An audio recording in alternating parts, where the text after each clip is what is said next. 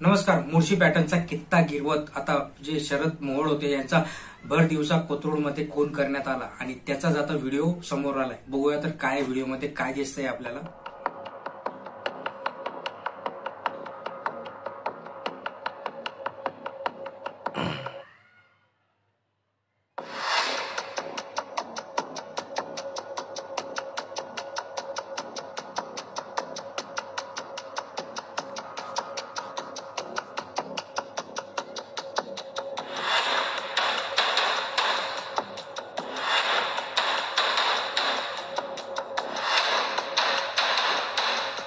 तर या व्हिडिओमध्ये स्पष्ट असं दिसतंय की शरद मोहोळ चालत असताना त्यांच्याच मागे त्यांच्याच साथीदारांनी त्यांच्या मागून पिस्तूलवर गोळ्या झाडल्या आणि त्या गोळ्या शरद पवार यांना लागल्या. त्याच्यातल्या 4 गोळ्या झाडल्या, त्याच्यातली 1 गोळी त्यांना लागली होती आणि नंतर त्यांना हॉस्पिटलमध्ये नेण्यात आलं. बट हॉस्पिटलमध्येच त्यांना मृत घोषित करण्यात आलं.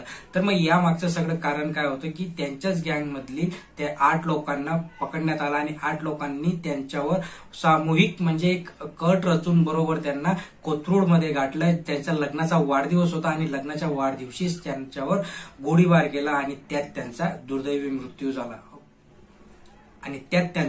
झाला.